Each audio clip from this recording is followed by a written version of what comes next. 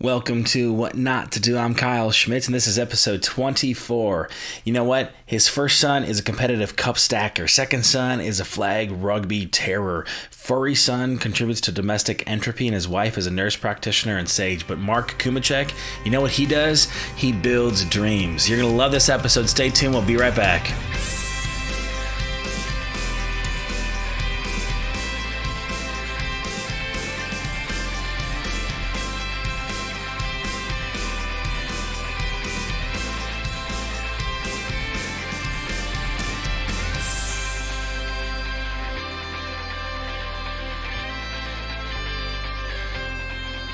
All right, you want to know why?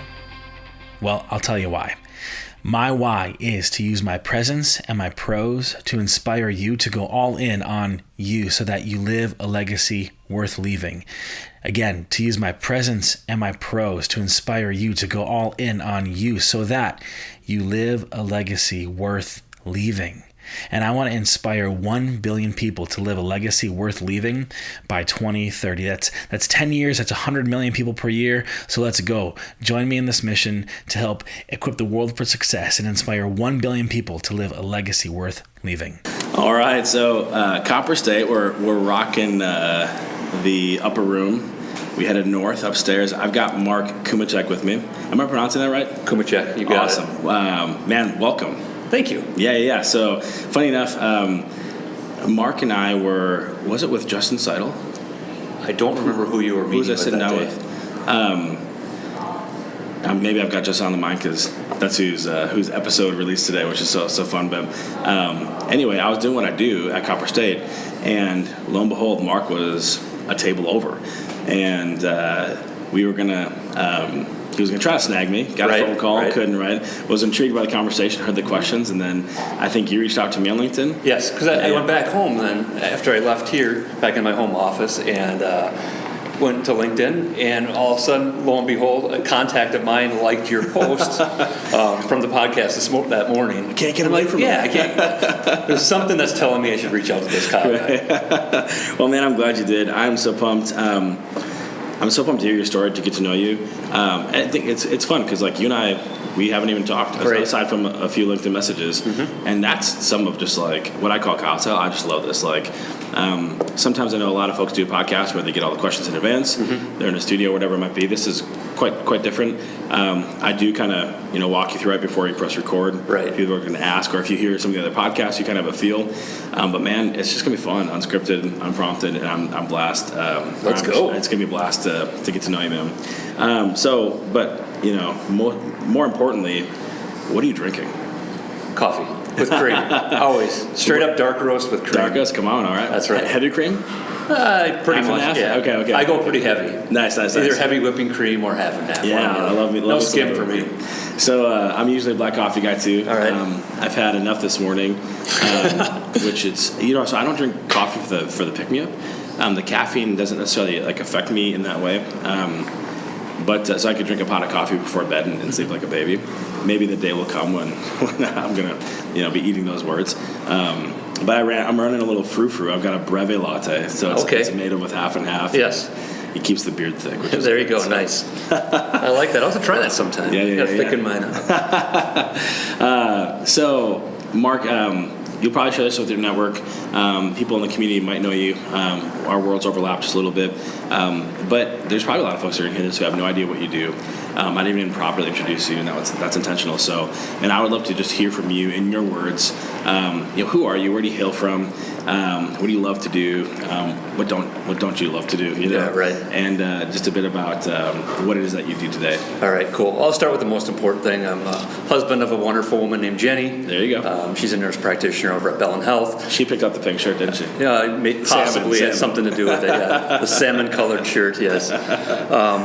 Father to two sons, 14-year-old Sam, who's in 8th grade, and 10-year-old Daniel. Awesome. And he's a 4th grader, so they've been absolute blessings in my life. Keep us plenty busy. Yeah. We also have a furry son as well named Rocky. He's a year and a half old. What kind of dog? A wheat terrier. Awesome. Kind of mid-sized dog, 40 pounds or so. High energy. Enough to rough around with a little bit. You got it. But not too small to break. Yeah, he's been a wonderful addition to our house. That's awesome. But it's not nearly as clean as it once was. But you know how that goes, especially this time of year. Yeah. but blessed to live with those 4. Yeah. I should say all 4 of us and a dog. I hail from this area, Seymour, so not too far away. Yeah. Spent most of my life in this area, besides from a stint in the Milwaukee area for a brief period of time after college. There you go. I guess my perfect day, I'll walk you through what that looks like. Yeah, what's a perfect day? My perfect day would be coffee. Wake up, coffee, go for a run. Coffee before you wake up? Coffee right after I wake up. Right. Go for a run. Coffee when I get back. There you go. So I think there's some alignment here. Yeah. Kyle, we both like coffee. I'd say family road trip then. We love family road trips. Cool. Breakfast sandwich. Yeah. Sometime within there. More coffee. What's on the sandwich?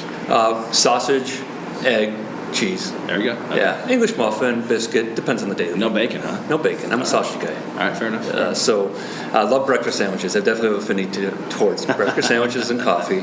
But then continue that family road trip in the afternoon. Yeah. Maybe a mid-afternoon coffee, and then a cold beer. Yeah, And some there you go. relaxation. You have a go-to beer? There's only been one beer in my life I really haven't liked. And it's the cheap stuff at Costco. Their Kirkland brand. Yeah. Oh, man. That stuff was nasty. Sorry, Costco, but But I don't have a go-to beer. I like a little of everything. That's why, places like we're here right now at try new Copper stuff. State. Yeah. It's I'm a wonderful. big fan. I kind of like. I'm not a huge fan of sours. Okay. But I do have a wide-ranging palate. Yes. Some of my favorite beers are like barrel-aged stouts. Oh, yeah. So Absolutely. dark beers, but then Yes. barrel-aged, so you get up to like the 12%. Right, you got to be careful with those This is ones. awesome. Yeah. But I mean, those aren't beers that you slam. Those are beers that you just sip it and enjoy that type of Yeah, stuff. So. I kind of angle towards IPAs and pale ales. Yeah. Myself, but I like darker beers. Depends on the time of year too. Oh, for Seasonal stuff is fun. For sure. So do you guys still live out in Seymour? No, we live in De Pere. Okay. West or east? East. Yeah, Right on right on the border of Alloway and De Pere. Mm-hmm. So not too far from our present location. Yeah. It's a good reminder for your sons. That's right. Yeah. Don't disobey dad. That's awesome. Very, very cool. I love the road trip idea. What do you guys? You kiddos in sports? Yeah. Actually, they're in some elaborate things. My older son is actually into competitive cup stacking. That's Have you ever seen that? No. Oh, it's pretty nuts. I'll show you a video a little later. But that's taken us all across the country. Tell me he's on TikTok. What's that? Tell me he's on TikTok. I don't know if he's posting a lot on TikTok, but he is on TikTok quite a bit, at least watching. He's got a YouTube channel that shows some of his cup stacking abilities. Does he have like a good following? He's doing all right. A couple million? Yeah, I wouldn't say that. Maybe a couple hundred. Awesome. But yeah, there's this whole subculture of competitive cup stacking, and there's competitions. There's not a lot regionally, not a lot in our area. There's actually not a lot of kids in the area that do it. Yeah. He kind of learned.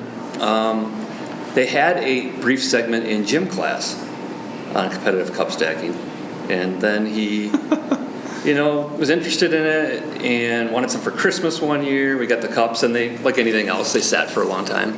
But kind of like the red solo cups, or what is it? No, there's actually specifically designed cups. Really? That are aerodynamic. They don't have a top on them, so you can stack them quicker. It's pretty crazy stuff. Wow. Yeah, but he taught himself while watching YouTube videos.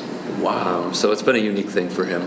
And so he's into that. He also plays tennis. Cool. Runs some cross country. Yeah. Into forensics as well, which is cool to see. So he's a pretty well-rounded kid. My younger one does flag rugby is probably his favorite sport. Cool. So he's got a little something different going too. Yeah. But then he's into basketball. Yeah. And flag football and those kind of things as well. Now, will they go to? Are they like in the East De Pere school system? Yes. So does East De Pere have a rugby team at all? I believe they have it as a club sport. Okay. Yeah. Okay. Yeah. So it didn't exist. It existed, but not. It wasn't offered when I grew up. Right. I went to a Schwabnod. Yes. And but it's taken off, which is really definitely. cool. So kind of neat to see, and it's amazing. Like if you watch the sport, these guys don't have pads on, Right. And they get hurt less than football players do. Absolutely. That's crazy. I think there's something kind of psychological that happens when you think you get helmet and pads. You think you can just do whatever you want to. Right. But rugby is also not a sissy sport. I mean, they're throwing hits and big they're time in the mix. You know what I'm saying? Right.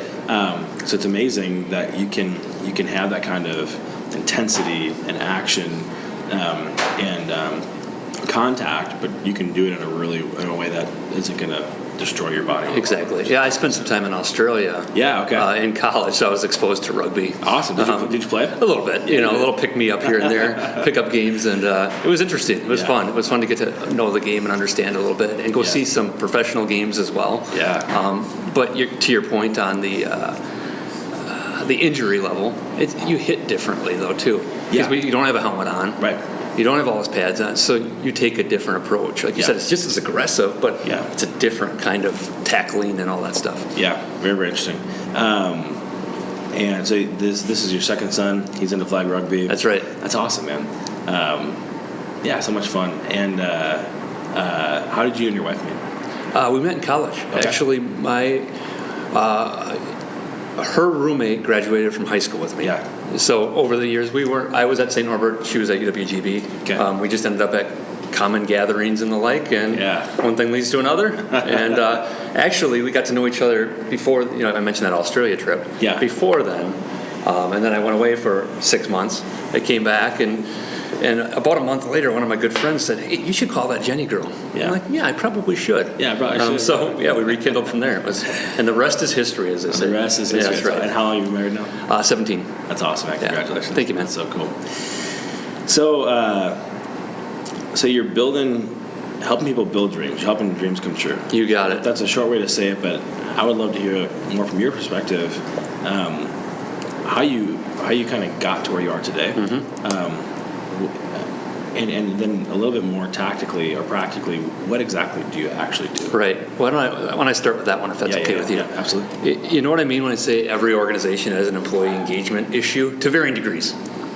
Employee engagement, topic. Every organization, to varying degrees, has some sort of issue with employee engagement. Yeah. And that's really where I jump in. Yeah. I help organizations become better versions of themselves by helping the people within the organization become their best version. Awesome. And what does that look like? It looks like helping them articulate their dreams or life goals. You can call it that as well. Sometimes dreams is a little too fluffy for people. Sure. But what are your life goals? Let's get them out. When you start to help someone bring out their life goals, their authentic self comes forth. And way too many people have not given themselves permission to dream at certain points in life, or they haven't made time to dream, which I think is probably the bigger problem. Yeah. The day-to-day can eat us up. So it's really helping people kind of lay out what they want to accomplish in life, what their life goals are, what their dreams are, then help them put planning in place in order to actually start to bring some of those to fruition. And throughout that, you're weaving in some planning skills, some self-leadership skills, and really helping them become their best version. Then they start achieving things, and amazing things happen within an organization. Yeah. You as an employer, help one of your employees achieve a dream, whether that's buying their first house or taking that dream vacation where they wanted to rent that RV and go to Alaska.